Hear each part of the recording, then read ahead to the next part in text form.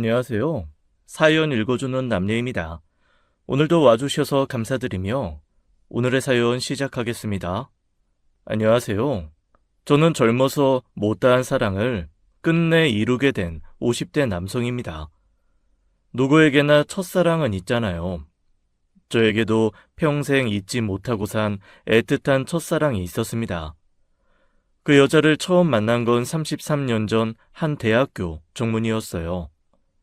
집안 형편으로 대학 문턱도 못 넘어본 제가 친구를 만나기 위해 처음으로 대학에 가본 날이었죠.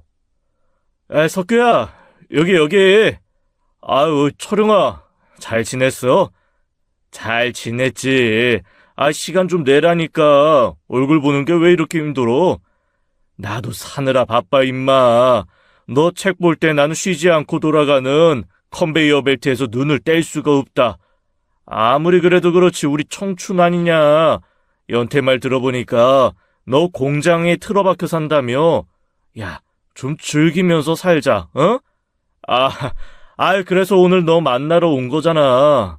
그래, 마침 잘 됐다. 우리 꽈팅 할 거거든. 너도 같이 가자. 마침 한 자리 비었거든. 꽈팅? 야, 됐어. 나는 니네 학교 학생도 아닌데 무슨. 그냥 머릿수 채우면서 이런 것도 같이 즐겨보자는 거지.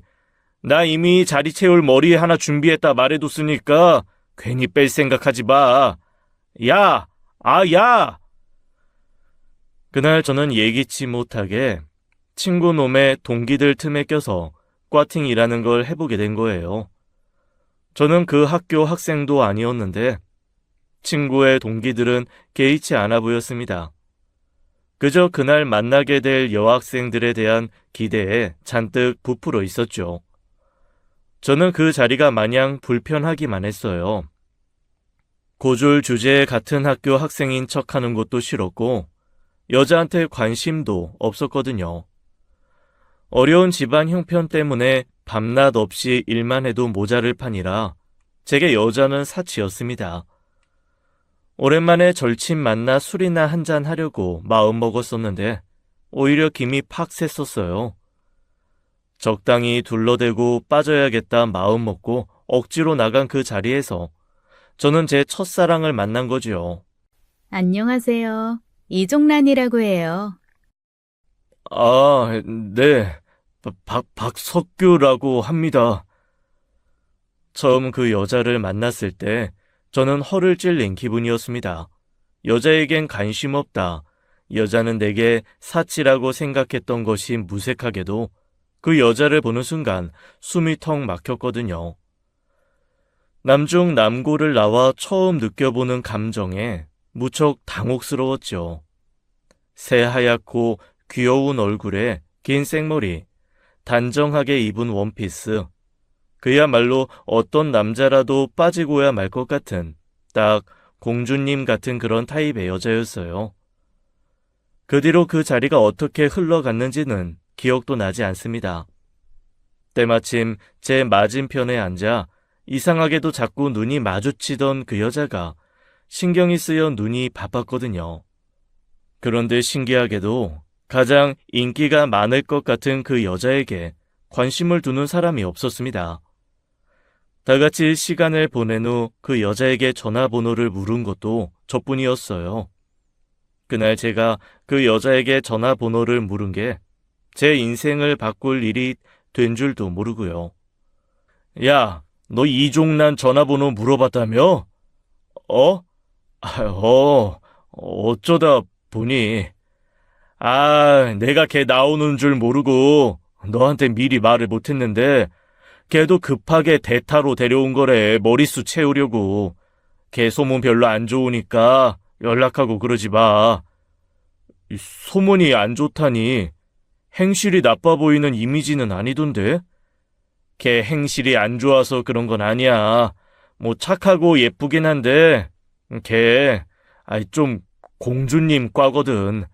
위로 오빠 둘 있는 막둥이라 집에서 엄청 싸고 도는 애인지 극성 엄마로 유명하더라. 극성 엄마? 걔네 엄마가 입학식 날부터 찾아와서 같은 과 여자애들 불러다 놓고 이것저것 호구조사하면서 종란이랑 친구해도 되는 애, 안 되는 애 갈라놓고 그래서 난리 났었대. 한 번은 같은 과 선배가 복학해서 뭐 멋모르고 전화번호 물어봤다가 오빠들 찾아와서 대면 조사했다더라. 완전 개그 아니냐? 누가 보면 대통령 딸이라도 되는 줄. 아, 뭐 애는 착하고 괜찮은데 좀 불쌍해. 친구 말로는 아주 극성스러운 집에서 자란 귀한 막내딸이라더라고요. 성인이 된 딸 친구도 본인이 판단에 가려 사귀게 하는 극성 중의 극성 엄마 밑에서 자란 사람이요. 그래서 다들 똥 밟지 않으려고 피하는 분위기였는데 제가 아무것도 모르고 덥석 쥐어버린 것이죠. 그런 사람이 어떻게 꽈팅 같은 걸 나왔을까 싶었는데 그 여자에게 그게 최초의 반항이었대요. 엄마와 오빠의 엄격한 통제 속에서 숨이 막혀 도망치듯 피해온 자리였다고요. 그러니까 전혀 만날 일이 없었던 저희가 거의 기적과 가까운 확률로 만나게 된 거였어요. 친구에게 그런 소리를 들으면 저도 좀 꺼려질 법한데 교통사고처럼 난 사랑을 어떻게 막겠습니까? 그날 이후로 머릿속이 온통 그 여자 생각에 밤낮 할 것 없이 함께했던 그날만 떠올리게 되었죠. 공장에서는 안 하던 실수를 해서 공장장 잔소리도 들어보고 꿈에 나타난 여자 때문에 당황해 잠에서 깨기도 했고요. 여러 날 가슴 앓이를 하다 만난 지 한 달 만에 제가 먼저 연락을 하게 되었죠. 그게 시작이었어요. 저희는 가랑비에 옷이 젖는 줄도 모르고 한 번, 두 번 조심스레 만나 시간을 가졌고 그때마다 사랑이 깊어졌죠. 차라리 저만 가지고 있던 마음이면 몰랐을까? 같은 마음을 가지고 있다는 것을 안 뒤로는 서로에 대한 마음을 주체할 수 없이 키워나갔습니다. 근데 종란아, 나 너한테 솔직하게 말할 게 있어. 뭔데? 실은 나 이 학교 학생 아니야. 아, 알고 있었어. 알고 있었다고? 어떻게 몰라. 그날 오빠는 같은 과 사람들이랑 친해 보이지도 않고 전공 이야기에 끼지도 못하던데. 그리고 그때 내가 공강인 날이 언제냐고 물었는데 공강인 날이 무슨 뜻인지도 몰랐잖아. 강의가 없는 날이 언젠지도 모르는 사람이라니 어쩌면 이 학교 학생이 아닐 수도 있겠다고 짐작은 했어. 그럼 알면서도 나를 만난 거야? 왜? 왜겠어, 바보. 제가 그 여자를 사랑할 수밖에 없었던 건 내가 가진 그 어떤 조건을 보는 게 아닌 저를 있는 그대로 바라봐 주기 때문이었어요. 그 여자는 제게 햇살 그 자체였습니다. 그 여자를 만나기 전까지 저는 제 인생이 먹구름만 드리워져 있다는 걸 알지도 못했습니다. 그 여자를 만나고 나니 세상이 온통 반짝거리는 것 투성이더라고요. 아무것도 하지 않아도 특별히 기쁜 일이 없어도 싱글벙글 웃음이 새어나오고요. 제가 그 여자친구를 만난다는 걸 알고 친구는 적당히 몰래 만나고 끝내라고 했지만 저는 순정파였어요. 제게 처음이자 마지막 여자는 그 여자뿐일 거라고 생각했으니까요. 그러던 어느 날이었습니다. 극성이라던 그 아이 엄마를 피해 연애한 지 반년쯤 지났을 거예요. 그 아이 엄마가 제가 일하는 공장으로 찾아왔죠. 참나, 어이가 없네. 네? 이상하다 했지. 안 하던 짓을 하고 고분고분 말도 잘 듣는 게 뭔가 있다고 생각은 했지만 이렇게 볼품없는 게 날 기다리고 있을 줄 누가 알았어? 고졸의 생산직? 너 감히 네가 누굴 만나는 건 줄은 아니? 그 아이 엄마는 처음부터 노골적으로 저에게 적대감을 보였습니다. 사람을 대놓고 위아래로 훑어보며 기가 막히다는 듯 몇 번이나 혀를 찾는 줄 몰라요. 일하다가 땀에 절여 갖추지 못한 상태를 보여드렸다는 부끄러움과 제 형편을 깔보는 그 사람의 눈빛에 수치를 느낀 날이었죠. 나 2번 말 안 할 테니까 한 번에 알아들어. 2번 다시 종란이 만나지 마. 나 지금도 충분히 열받을 만큼 받았거든? 감히 너 따위가 내 딸의 오점이 될 순 없지. 저기 어머니, 제가 부족한 건 알지만 부족한 거 알면 당장 꺼져. 어딜 감히? 내가 땀 냄새나 풍기는 놈 주자고 내 딸 귀하게 키운 줄 알아? 종란이는 못해도 의사 사모라고. 의사 사모. 근데 감히 너 따위가? 그 여자는 딸에 대한 자부심, 딸의 완벽한 미래를 만들고야 말겠다는 의지가 가득한 사람이었어요. 못해도 대기업 말단 사원도 싫다. 못해도 의사사위는 되어야 한다. 삼선 국회의원 집안이거나 대대로 대단한 가업을 가진 집안이어야 한다는 확고한 기준도 있었고요. 일찍 남편을 잃고 3남매를 키우면서 누구보다도 자식들 결혼은 자기가 원하는 사람이 아니면 안 되는 사람이었어요. 그건 여자친구뿐만 아니라 그 위로 있던 오빠들도 마찬가지였고요. 그중 금이야 오기야 공주님처럼 키운 막내딸에 대한 기대가 가장 컸던 거예요. 그런 사람한테 고졸 출신의 공장 생산직 직원이 어떻게 눈에 차겠어요. 아무리 그래도 사람 면전에 두고 그런 이야기를 할 수 있다는 걸 보면 그 여자 수준이 말도 못하게 낮았던 거였죠. 그런 모욕을 당하면 여자한테 정이 떨어지기도 한다던데 저는 여자친구가 너무 가엾기만 했습니다. 여자친구도 그런 엄마 때문에 말도 못하게 스트레스가 컸거든요. 어쩔 수 없이 그 뒤로 몰래 만났었는데 여자친구를 미행이라도 했는지 그 후로는 노골적인 방해 공작이 시작됐습니다. 말귀 좀 알아듣지? 안 그래도 시간 내서 종란이 따라다니는 거 충분히 열받는데 종란이 어린아이 아니고 성인이에요. 다 큰 동생이 만나고 싶은 사람을 만나는 게 뭐가 그렇게 잘못됐다고 그러십니까? 종란이가 머리만 컸지 속은 애거든. 지금도 봐. 명문대 다니면서 고졸 출신 생산직 만나는 것만 봐도 애가 사리분별을 못하잖아.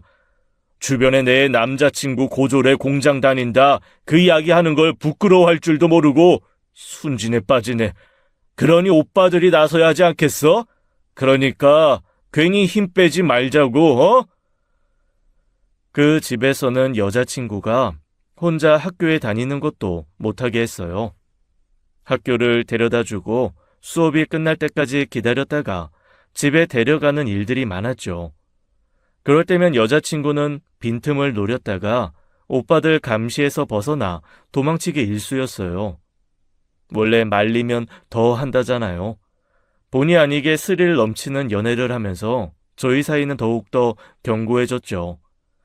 하지만 아무리 견고한 마음이라도 상식적이지 않은 사람들 앞에서는 속수무책이었어요.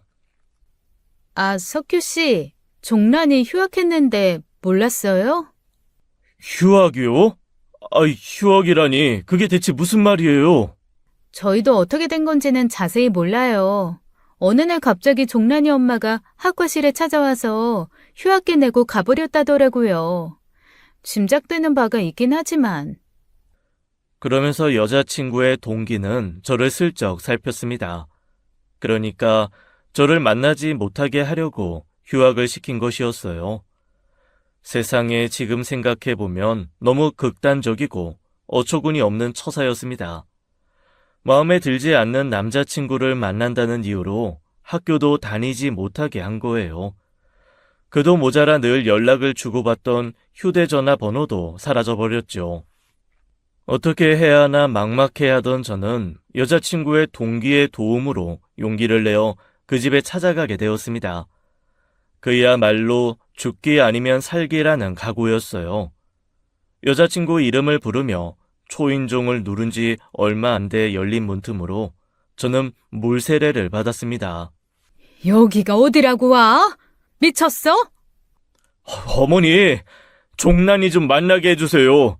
종란이랑 이야기 좀 하게 해주세요. 어림도 없어. 꿈도 꾸지 마. 가진 게 없으면 주제 파악이라도 제대로 돼야지. 지금 이러는 게 종란이한테 도움된다고 생각하니? 니까짓게 종란이한테 뭐라도 될 거라고 생각해? 저 종란이 행복하게 해줄 자신 있습니다. 네가 무슨 수로? 너 돈 있니? 아니면 집안이 빵빵하니? 너네 집빚도 네가 갚고 있다며. 밑으로 있는 여동생은 소아마비로 다리 절고. 그걸 어떻게... 아무렴 내가 내 딸이 만나는 남자 호구조사 한번 안 했을까? 마지막 경고야. 난 우리 종란이 위해서 뭐든지 해. 네가 그렇게 눈치 없이 내 딸 미래 가로막고 해방을 놓으면 나도 가만히 있지 않을 거라는 거야. 소문난 효자던데 불효자 되고 싶으면 내가 어떻게 나오는지 한번 봐봐. 그 여자는 내 가족을 두고 협박하는 것도 서슴지 않았습니다. 제가 할 수 있는 게 없었어요. 잘 있는지 얼굴만 보여달라, 목소리만 듣게 해달라 사정해 봤지만 어림도 없었고요. 그렇게 그 뒤로도 몇 번을 찾아가 문을 두드렸지만 그 뒤로 한 번도 만날 수 없었죠. 제 애틋한 첫사랑은 그렇게 끝나는 줄만 알았습니다. 헤어진 여자친구로부터 다시 연락이 온 건 30이 다 된 무렵이었어요. 그러니까 그로부터 자그마치 7년이라는 시간이 흐른 뒤였죠. 여자친구가 제 번호를 기억하고 있었던 거예요. 연락을 받자마자 한달음에 달려나갔고 저는 꿈에서나 그리던 여자친구를 다시 만나게 되었죠. 종란아, 어떻게 된 거야? 대체 왜 지금까지 연락이 없었어? 미안해, 오빠. 나도 너무 연락하고 싶었는데 그럴 수가 없었어. 오빠한테 연락하면 엄마가 죽어버리겠다고. 그래서 연락하고 싶어도 할 수가 없었어. 그래도 건강하게 있었으니 됐어. 아픈 곳은 없는 거지? 응, 없어. 처음엔 오빠 만나게 해달라고 밥도 안 먹고 버텨봤는데 엄마는 꼼짝도 안 하더라. 내 방도 뺏기고 화장실 가는 시간 빼면 맨날 엄마랑 있었어. 도저히 연락할 틈도 주지 않고. 시간 지나면서 엄마 말 듣는 척 오빠 다 잊은 척 했더니 그제야 풀어주더라고. 울지 마. 괜찮아. 너 괜찮으면 다 됐어. 그거면 됐어. 여자친구는 제 품에 안겨 한참 눈물을 쏟아냈습니다.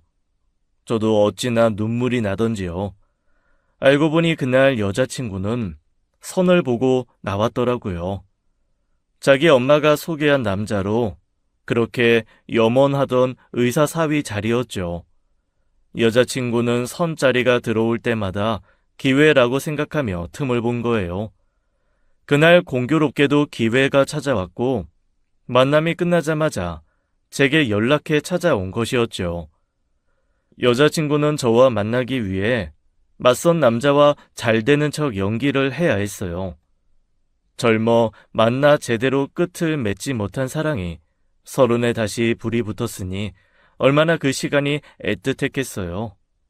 그렇게 만나다 여자친구의 임신 사실을 알게 되면서 저는 결심했습니다.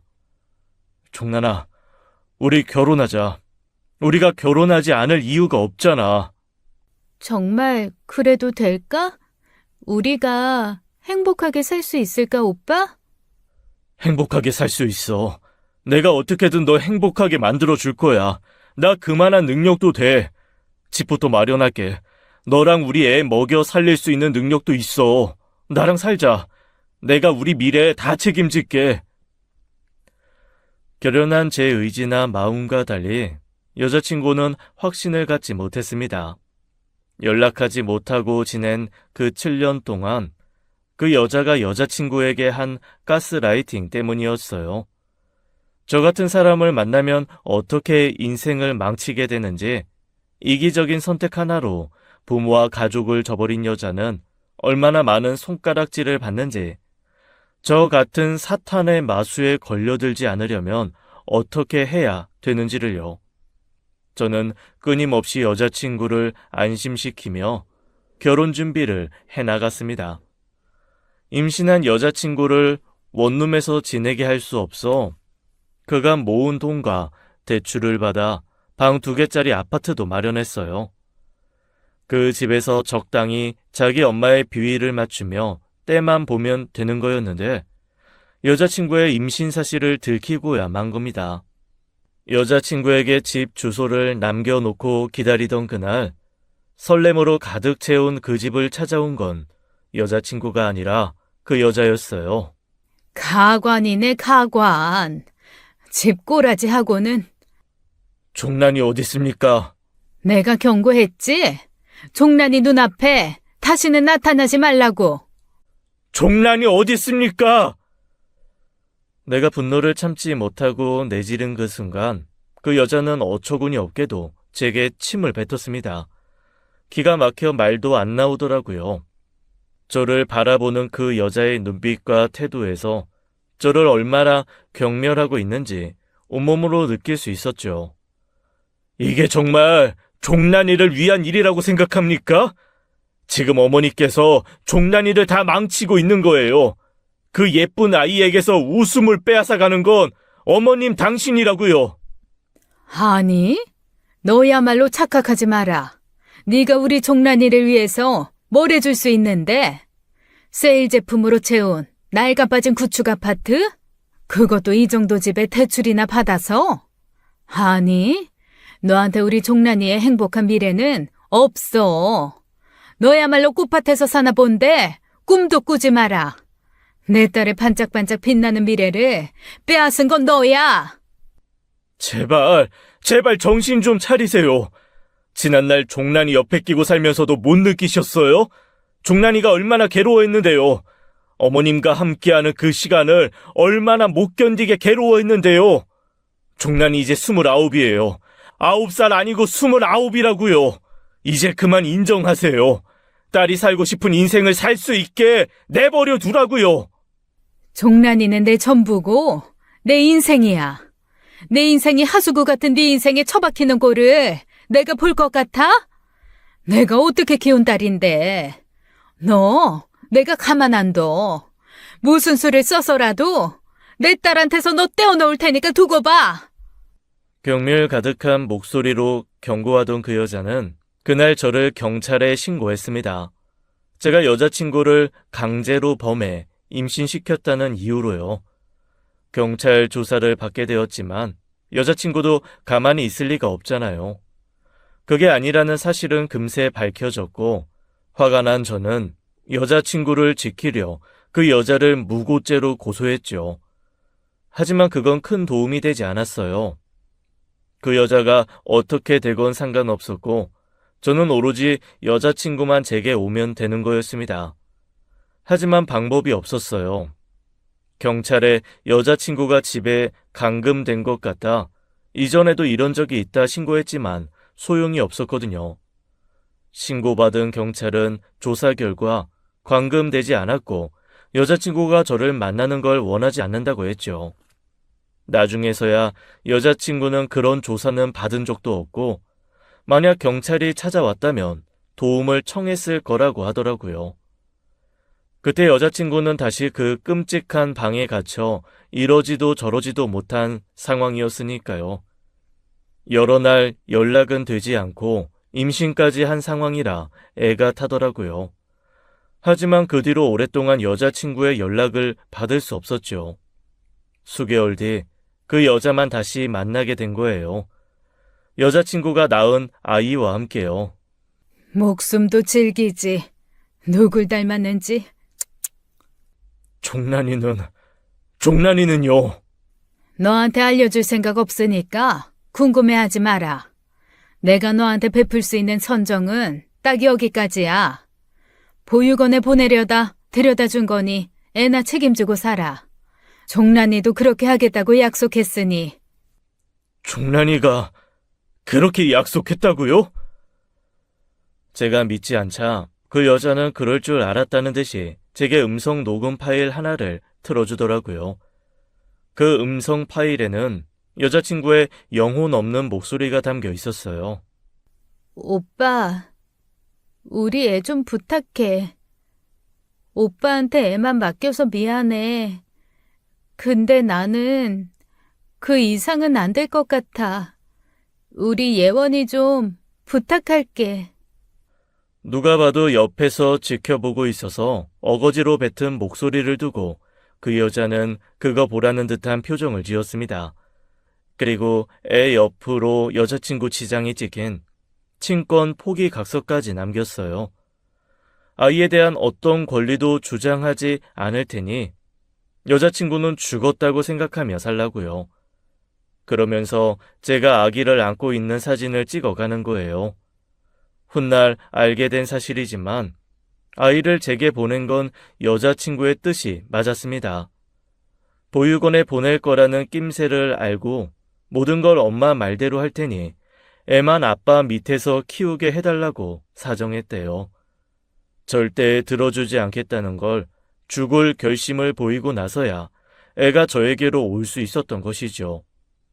그렇게 저는 졸지에 애 엄마도 없이 혼자 딸을 키우게 된 미혼부가 된 겁니다. 여자친구 집은 이미 오래전 이사를 간 후였기에 그 후로 제가 여자친구를 만나기 위해 할 수 있는 일은 없었어요. 다행히 저를 도와주시는 분들이 많았다는 겁니다.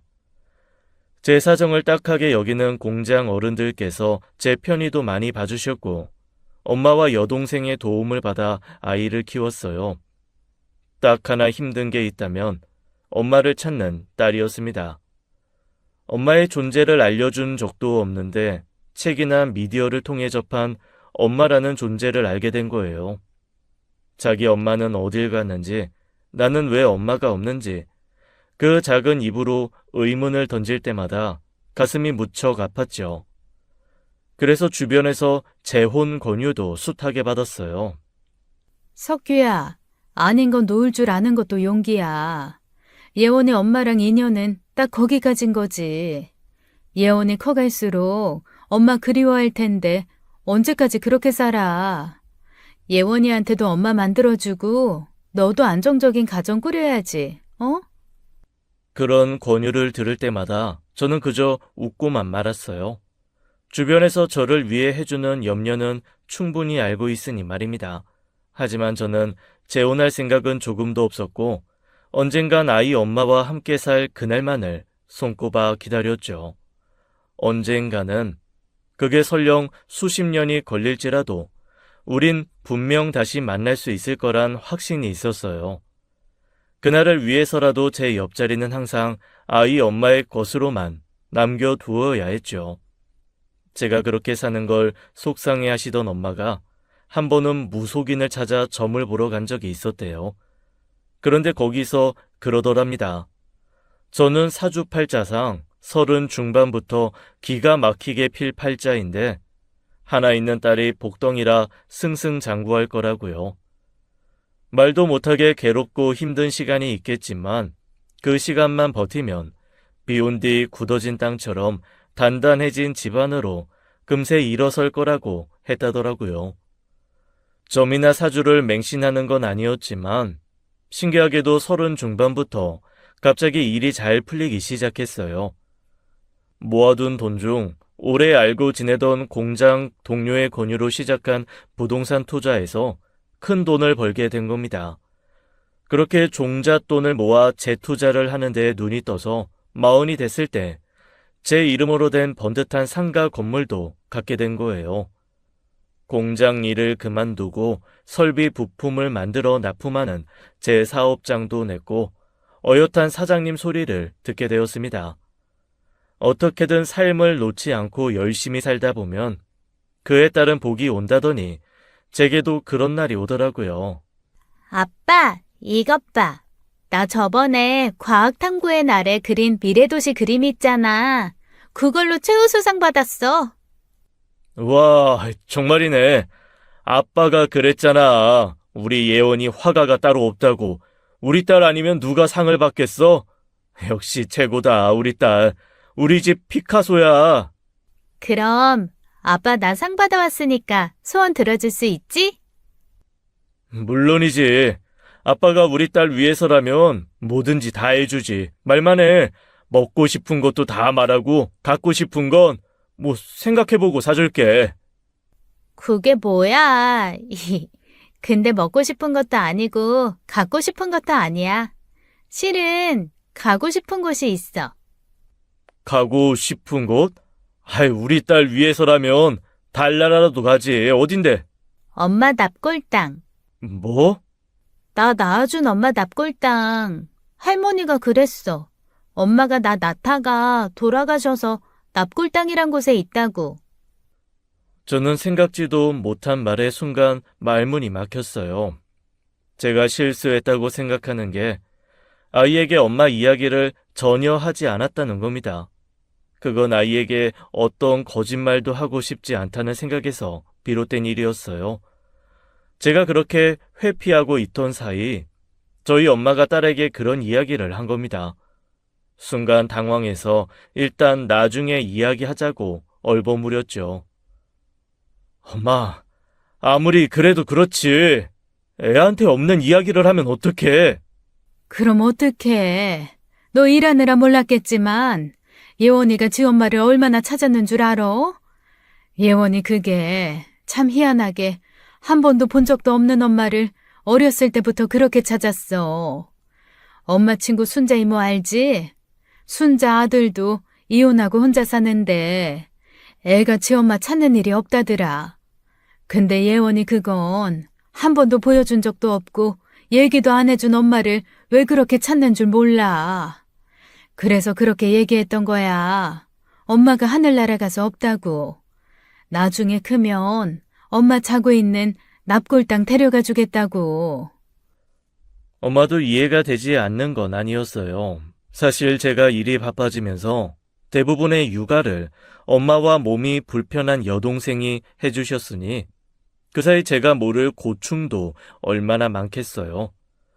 엄마가 원망스러운 게 아니라 멀쩡히 살아있는 엄마를 죽었다고 생각하며 살게 된 딸이 가여웠던 겁니다.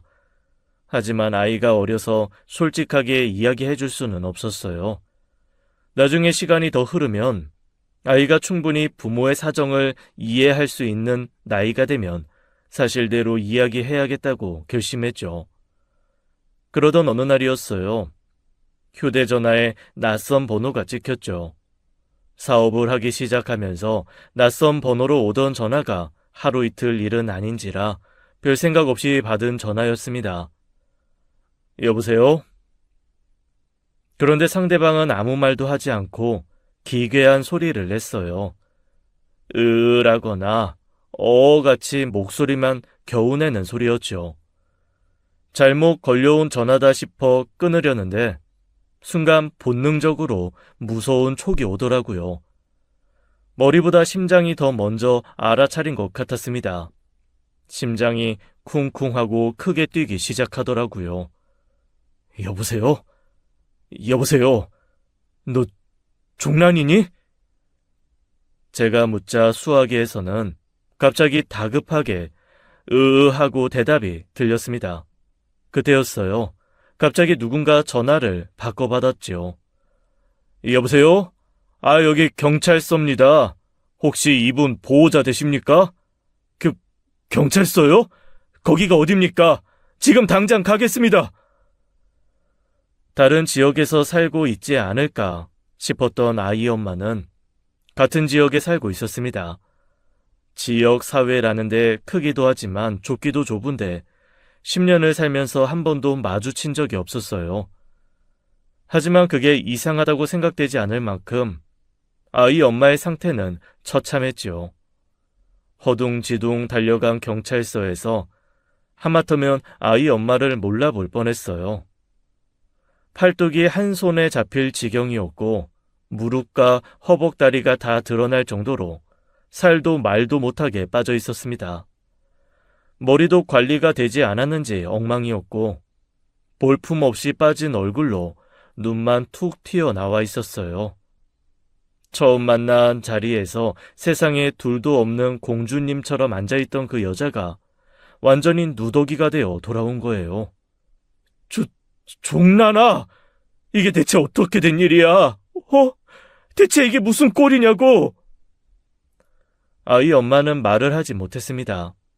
저를 보고도 괴상한 소리만 내며 울었어요.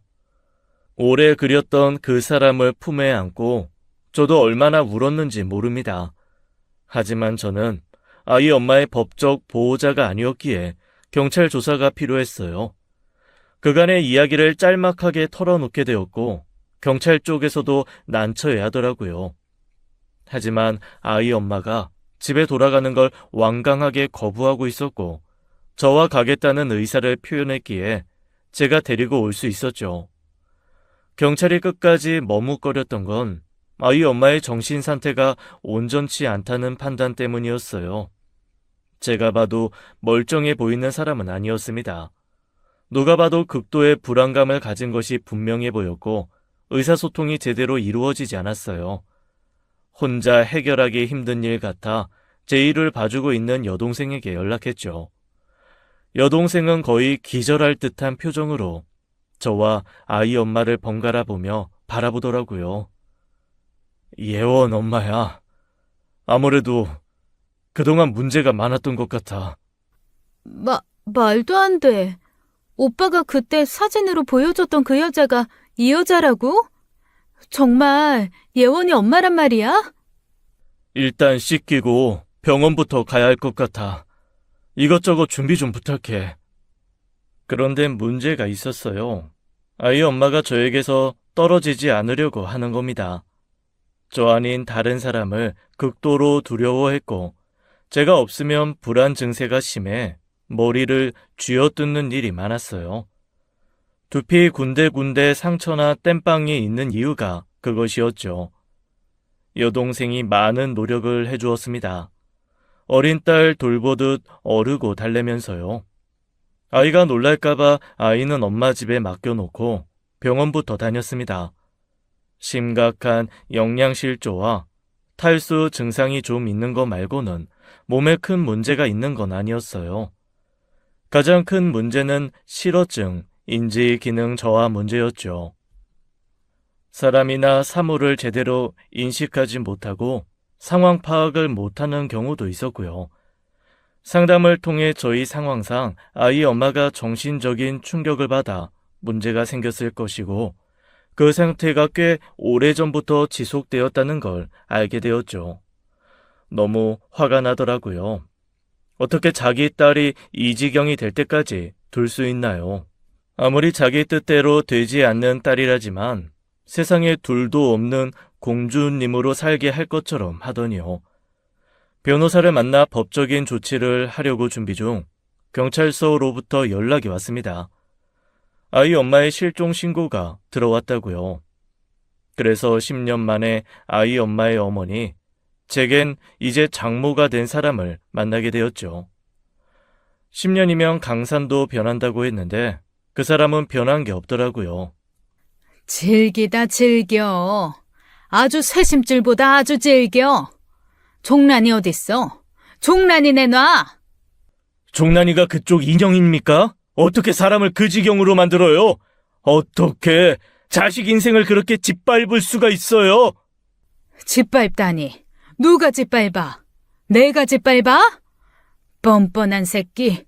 내 딸 인생 짓밟아서 엉망진창으로 만든 건 너야. 너만 아니었어도 내 딸 대학 졸업해서 의사랑 결혼해서 지금쯤 의사 사무소리 듣고 살았을 거라고. 그런데 뭐? 종란이 인생을 짓밟아? 내가? 내 인생인 그 아이를? 종란이 꼴을 보세요. 그게 사람입니까? 완전 거죽만 남은 인형이 됐어요. 예원이보다 못한 어린애가 돼버렸다고요. 이게 당신이 원하는 딸의 미래예요? 이게 당신이 말한 당신 인생이에요? 가만두지 않을 겁니다. 종란이를 위해, 내 딸을 위해 당신 절대 가만 안 둬요. 눈을 뒤집어 까며 달려드는 그 여자를 보며 정상이 아니라는 생각부터 들었습니다. 하긴 정상이면 자기 딸을 그렇게 만들었겠나요? 그 후로 저는 기를 쓰고 법적 분쟁을 시작했어요. 그 지역에서 가장 유능하고 비싸다는 변호사를 샀고 아이 엄마에겐 최고의 치료를 받게 했죠. 각종 진단서와 아이 엄마의 상황, 끈질긴 부탁으로 얻어낸 주변인들의 증언에 따라 그 여자를 징역 5년형을 받게 하는데 성공했죠. 수개월에 걸친 끈질긴 싸움 끝에 얻어낸 결과로 비로소 아내에게 자유를 줄 수 있던 거예요. 법정 싸움을 시작하면서 알게 된 사실인데 아내는 10년 동안 완벽한 감금 생활을 했더라고요. 아이를 그렇게 보낸 뒤부터 거식증이 시작됐답니다.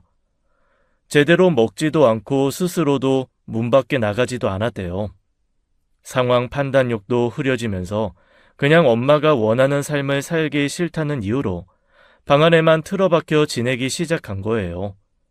그렇게 한 해, 두 해를 거치면서 말문이 닫혔고요. 그러다 보니 가끔은 자기가 누군지도 모르고 막연히 떠오른 아이와 제 얼굴만 생각하며 살았대요. 그러다 한 번씩 정신이 돌아오곤 했는데 도망친 그날도 운 좋게 그런 날이었던 거지요. 숫자를 읽으라면 읽지도 못하는 사람이 신기하게 제 번호 11자리만 외우고 있어 일어난 기적이었어요. 뒤 늦은 결실이지만 저희는 비로소 11년 만에 온전한 가족이 될 수 있었습니다. 일이 모두 마무리가 된 후 아이를 만나게 했는데 아내는 아이를 단번에 알아보더라고요. 겨우 팔에 안겼을 때 헤어진 아이가 몰라보게 훌쩍 자랐는데도요. 아내는 아이 이름도 제대로 부르지 못하고 두 팔을 벌렸습니다. 늘 엄마를 그리워했던 아이는 울면서 그 품에 안기더라고요. 어려서 염려는 됐지만 최대한 아이가 상처가 되지 않는 방향을 찾아 솔직하게 이야기해 주었어요. 아이는 말없이 듣더니 다시 한번 아내의 목을 꼭 끌어안고 울더라고요. 내가 지켜줄게. 엄마, 이제 내가 지켜줄게. 그러니까 내 옆에만 있어. 내 옆에만. 알았지? 아이를 만나게 되면서부터 아내는 몰라보게 상태가 좋아졌어요. 언어 치료를 받기 시작했고 서툴렀지만 발화 기능이 천천히 돌아오고 있었죠. 인지 기능도 돌아왔고 간혹 불현듯 찾아오는 우울감이나 불안증을 제외하면 정상인에 가까웠죠. 그렇게 되기까지 엄마와 여동생의 역할이 무척 컸어요. 엄마는 그저 며느리가 안쓰러워 막내딸처럼 하나부터 열까지 다 챙겨주셨죠. 그렇게 영원히 행복하게 살았답니다. 라는 해피엔딩이면 얼마나 좋을까요? 현실은 꼭 그렇지만은 않았습니다. 비로소 평범한 가정을 이루어 행복하게 살던 어느 날이었어요. 며칠 동안 들러붙은 목감기가 떨어지지 않아 제 건물에 들어선 병원에 갔다 나오던 길이었죠. 2층에 있던 병원에서 계단을 통해 내려왔는데 1층에 들어선 순간 벼랑간 물벼락이 떨어진 겁니다. 이 개새끼! 너무 놀라 당황한 저는 그대로 나자빠졌고 바닥에 미끄러져 엉덩방아를 세게 찧었죠. 고통도 잠시 이번엔 들고 있던 양동이로 제 머리를 후려친 겁니다. 알고 보니 출소한 장모가 제가 올라가는 걸 보고 벼르고 있다가 버린 짓이었어요. 들여보낼 땐 들여보내면 끝인 줄만 알았는데 무기징역이 아니고서야 결국 나오게 된다는 당연한 이치를 잊고 살다 당한 것이죠. 네가 내 딸을 빼앗고 날 감옥에 보내고도 잘 살 줄 알았지? 아니, 어림도 없어. 내가 그 꼴을 보고 가만히 두고 볼 것 같아? 의사 사무 소리 들으래야. 고작 고졸 공장직 따위가 넘보래가 아니라고. 이미 미쳐 날뛰기 시작한 그 여자는 말대로 저를 마구 후려치기 시작했습니다. 넘어질 때 꼬리뼈를 다친 건지 허리에서부터 묵직하게 전해지는 고통에 속수무책으로 당했어요. 다행히 그 소란에 뛰어나온 약국 약사님의 도움으로 경찰이 왔고 저는 그 여자를 다시 폭행으로 고소했죠. 알고 보니 그 여자는 제 건물에 새로 고용된 청소부였어요. 건물 관리를 여동생에게 전부 맡기고 저는 제 사업에만 집중하고 있던 터라 몰랐습니다. 여동생도 설마하니 그 여자가 그 여자일 거라고는 생각도 못했어요. 소송 자체도 거의 제가 끌고 가다 보니 여동생이 그 여자 얼굴을 제대로 인지하지 못한 탓도 있었고요. 미안해, 오빠. 청소부 고용에 뭐 얼마나 대단한 서류를 요구했겠어. 자필로 쓴 이력서 가지고 온 분들이 대부분이고 지금까지는 문제도 없었는데 그런 사람이 걸릴 줄 누가 알았겠어. 그게 어떻게 네 탓이겠어. 너무 자책하지 마, 은경아. 확실히 해고 통지는 했지? 응, 혹시 몰라서 오빠 얘기는 안 했어. 뭐 할 필요도 없지. 건물 청소부가 건물 내에서 폭행 사건 일으켰는데 해고 사유는 충분하지. 그래, 잘했어. 혹시나 연락 오더라도 더는 상대하지 마. 아내를 그렇게 만들었을 때부터 정상적인 사람은 아니라고 생각했기에 공권력을 이용해서만 대응했어요. 하지만 고소하면 뭐합니까? 버젓이 돌아다닐 수 있는데요. 며칠 후 다시 병원을 찾은 저는 또 그곳에서 그 여자를 만난 거예요. 분명히 여동생이 해고했다고 했는데 밀대를 들고 또 설치고 있더라고요. 젊은 놈이 벌써부터 병원 드나드는 꼴을 보니 내 말이 맞았지. 이제 하다 몸도 시원찮어? 집안 능력도 안 돼, 돈도 없어, 머리도 딸려, 대학도 못 가. 이젠 병신? 그러고도 내 딸을 데려가? 무슨 염치로? 청소부는 누가 청소부야? 내가 지금 이 밀대 들고 있다고 청소부로 보이나 본데? 웃기지 말어. 이 건물이 누구 건 줄 알아? 내 아들 거야. 이 건물이 종란이 오빠 거라고요? 그래. 내가 내 아들 건물 쓸고 닦아주는데도 네 허락이 필요하냐? 너 내 아들한테 다 얘기할 거야. 평생 이 건물 그 어떤 가게도 이용할 수 없게 출입 금지시킬 거라고. 버젓이 건물주 앞에서 자기 아들 건물이라 관리 중이라고 하는데 얼마나 기가 찼겠어요. 상종을 말아야겠다고 지나치는데 말대로 제 앞을 가로막더라고요.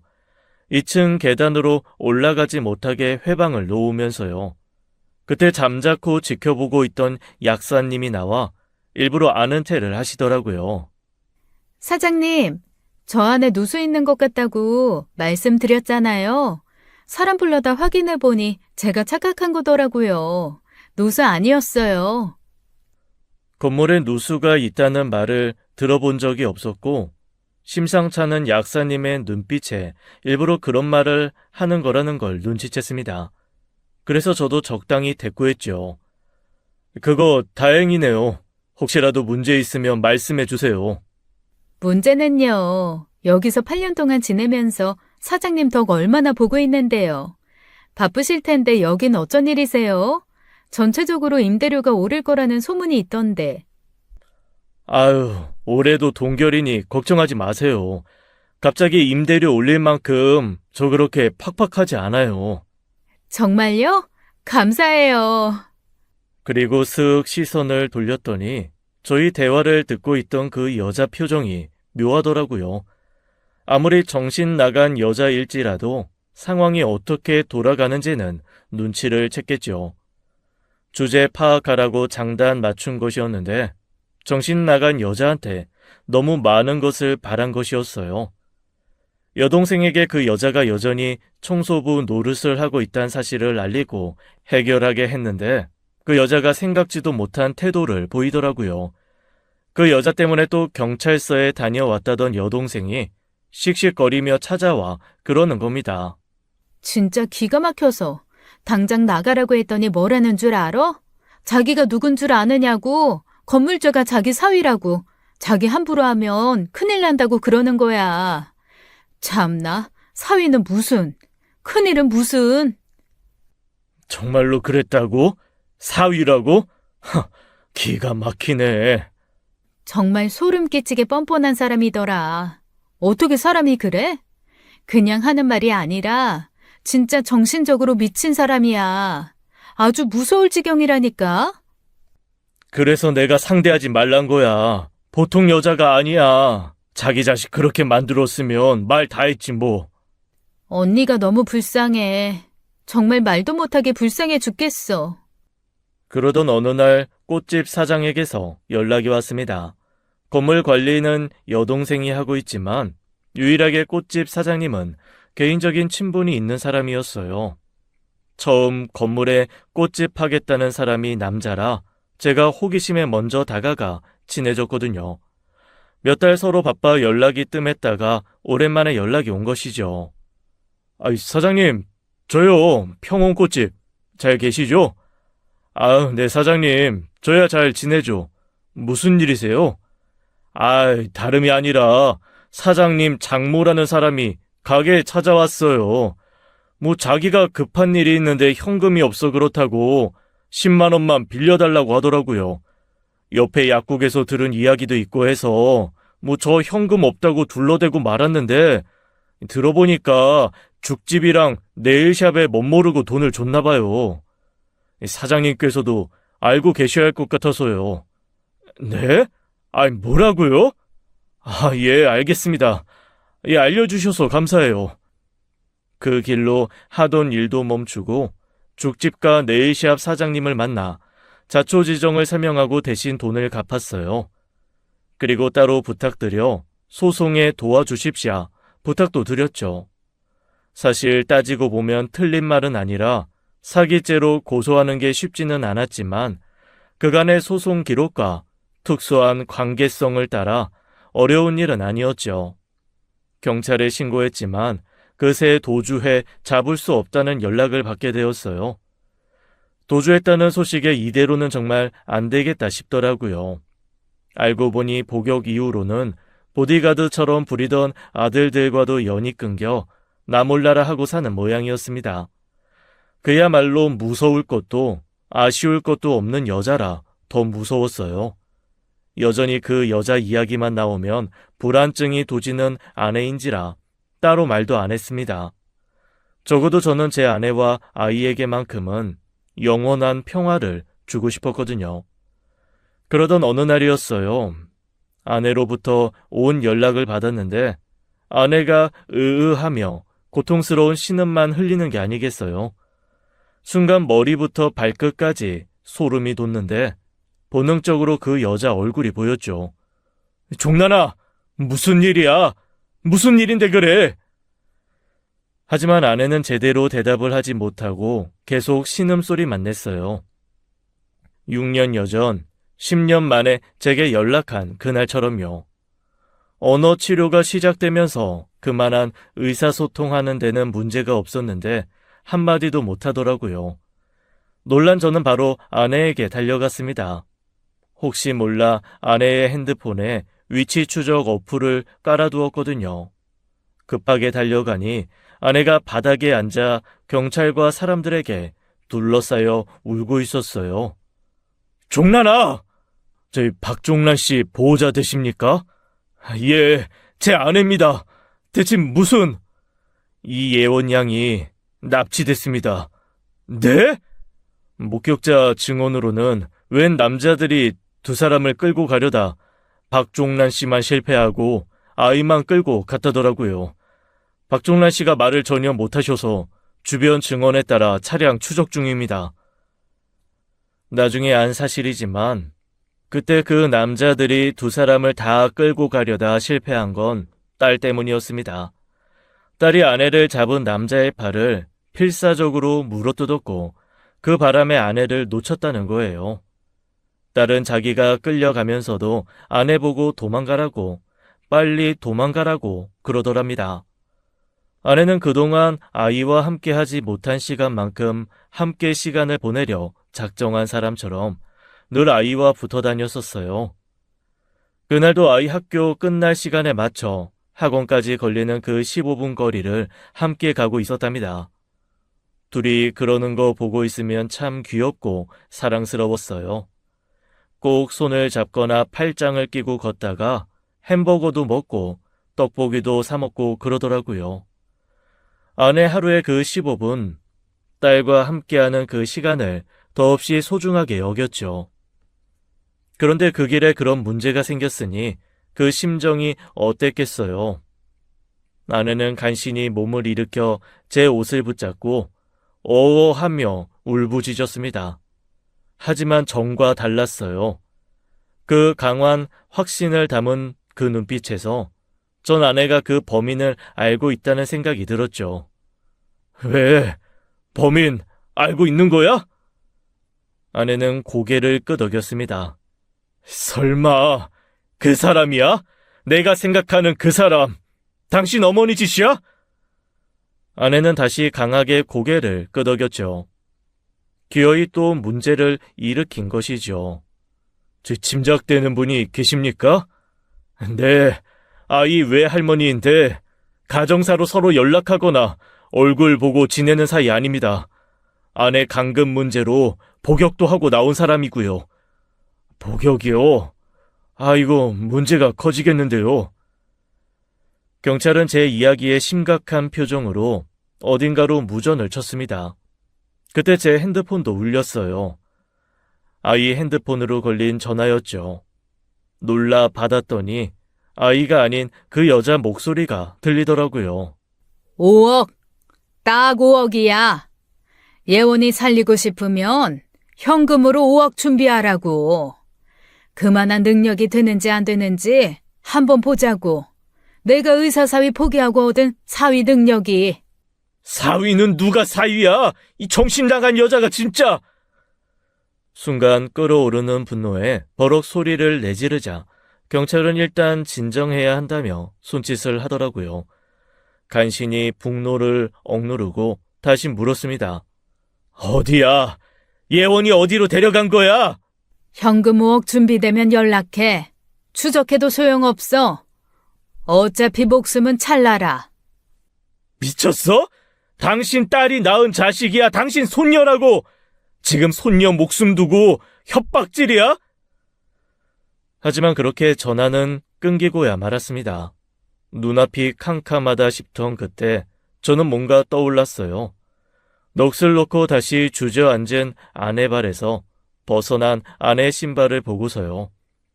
얼마 전 작은 위치 추적기를 사온 적이 있었어요. 아내가 감금되어 헤어졌던 그 시기는 저에게도 큰 충격이라 그 일에 좀 민감한 편입니다. 그래서 휴대전화에 어플을 깔았던 것이고요. 하지만 휴대전화가 무용지물이 되면 어플이 소용이 없는 거잖아요. 그래서 그 여자가 등장하고 불안한 마음에 부착식 GPS를 사왔던 겁니다. 아무것도 모르는 아내는 굳이 그런 게 왜 필요하냐고 핸드폰이면 된다고 웃더라고요. 그때 옆에서 딸이 그러는 거예요. 그럼 이건 내가 가지고 있어야겠다. 내 신발에 붙여놓을게, 엄마. 엄마 항상 나 어디 있는지 궁금해하잖아. 그러면서 그 GPS를 자기 신발에 달더라고요. 아내가 딸에 대한 염려가 무척 컸는데 자기가 그렇게 자라서인지 딸에게 집착하는 모습을 보이는 걸 싫어했어요. 딸이 어디에 있든 알고 싶어 하면서도 저처럼 위치 추적 어플을 설치해달라고 하지도 못했죠. 그런데 딸이 그때 자기가 자초해서 즐겨 신던 운동화에 깔아둔 겁니다. 그게 갑자기 생각난 것이었어요. 그래서 아내 핸드폰에 설치된 딸의 위치 추적기를 조회한 결과 바로 딸의 위치를 파악할 수 있었죠. 경찰에게 바로 그 사실을 알리고 인근 저수지로 향하는 차량을 빠르게 추적하기 시작했습니다. 저도 아내를 데리고 급하게 따라갔고요. 낚시터가 있는 저수지였어요. 그곳에 그 여자가 딸을 데리고 있었죠. 함께 있다던 남자들은 온데간데 없이 혼자서요.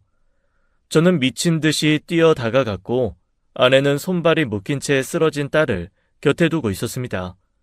당신 미쳤어? 돈을 준비하라고 했더니 날파리들만 데려왔네. 내가 지금 정상으로 보여? 나 무서울 거 없는 사람이야. 종란이를 뺏긴 그 순간부터 내 인생 완전히 망했다고. 당장 돌려줘. 예원이 돌려달라고. 미친 듯이 소리는 질렀지만 섣불리 움직일 수는 없었습니다. 자칫하다간 아이가 물에 빠질 것만 같았거든요. 게다가 그 여자는 자기 말대로 무서울 게 하나도 없는 것이 느껴졌어요. 그때 뒤늦게 아내도 경찰과 함께 다가왔습니다. 고효춘 씨, 진정하시고 섣부른 행동하지 마세요. 경찰은 만일의 상황에 대비해 총을 겨누었습니다. 그러면서 제게 곧 특수지원팀이 올 거라고 하더라고요. 아무래도 아이의 생명이 위협받는 일촉즉발의 상황이라 그런 것 같았습니다. 그런데 그 여자가 아내의 모습에 반응을 하더라고요. 종란아, 내 아가, 내 인생, 내 전부. 그러면서 갑자기 눈물을 흘리며 아내에게 손짓을 하는 거예요. 아내는 흠칫 놀라며 제게 바짝 붙었죠. 그러면서도 바닥에 쓰러져 누운 딸에게서 눈을 떼지 못했습니다. 아가, 이리 온. 엄마한테 와. 많이 무서웠지? 엄마 많이 보고 싶었어. 하지만 아내가 꿈쩍도 하지 않자 그 여자의 표정은 대번에 다시 바뀌었어요. 딸을 바라보는 시선을 느꼈는지 갑자기 제안을 하는 겁니다. 너가 나한테 오면 예원이 보내줄게. 여자의 의도대로 아내는 그 말에 반응을 했어요. 안 돼, 여보, 속지 마. 내가 예원이 구할게. 엄마는 너무 보고 싶었어. 꿈에서도 우리 종란이 생각밖에 못했어. 이리 오 나가. 예원이는 저 자식한테 데려가라고 하자. 우리 같이 가자 종란아. 여보, 안 돼. 하지만 아내를 말릴 수가 없었습니다. 제 손끝이 아내의 옷깃을 아슬아슬하게 놓치고 말았어요. 여자는 순순히 아내가 다가오도록 두었고 대신 아내와 함께 다른 쪽으로 자리를 옮겼어요. 저와 경찰이 아이를 무사히 데려갈 수 있도록요. 이제 문제는 아내였습니다. 그래도 성인이고 정신을 차리고 있으니 다행이었어요. 하지만 그런 생각하자마자 제 생각이 완전히 틀렸다는 걸 알게 되었죠. 종란이 넌 내 인생이고 내 전부야. 끝까지 같이 가야지. 순식간에 벌어진 일이었어요. 그 여자가 아내를 와락 안고 물에 뛰어들어 버렸죠. 놀라고 있을 새도 없이 저도 물에 뛰어들었습니다. 그 정신 나간 여자는 물속에서도 아내를 놓지 않으려 꽉 잡고 있었어요. 버둥거리며 그 품에서 아내를 구하려고 얼마나 힘을 썼는지 모릅니다. 그 뒤로 다른 경찰 인력들이 투입되면서 간신히 그 품에서 빠져나올 수 있었고요. 그게 그 여자의 마지막이었어요. 구출되는 과정에서 오랫동안 물속에 머물게 된 여자는 뒤늦게 물 밖에 나와서도 다시 숨을 쉬지 않았죠. 물속에서 나온 여자의 사망 선고를 듣고 딱 하나만 생각했습니다. 이제 다 끝났구나. 내 아내와 내 아이, 그리고 내 가족에게 비로소 온전한 평화가 찾아오겠구나.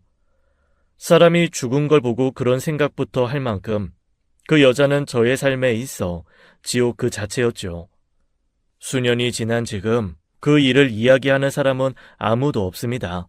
아내도 아이도 저도 그런 일은 없었던 일처럼 지내고 있어요. 그러면서 누구보다 행복하게 지내고 있죠. 그 일은 분명 저희 가족의 삶에서 절대 사라질 수 없다는 건 알아요. 하지만 그 여자가 존재하는 삶보다 존재하지 않는 지금의 삶이 훨씬 행복하다는 것도 압니다. 그래서 그 일로 불행을 이야기하거나 불필요한 죄책감 같은 건 누구도 갖지 않죠. 그건 그 여자가 자초한 일이었으니까요. 죽어서도 만나고 싶지 않지만 훗날 만나게 된다면 물어보고 싶네요. 대체 당신의 인생이 뭐였냐고.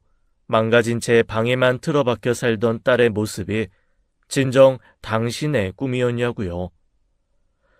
지금까지 사연 읽어주는 남녀였습니다. 끝까지 함께 해주신 여러분 감사드리며 저희는 다음 사연으로 돌아올게요. 감사합니다.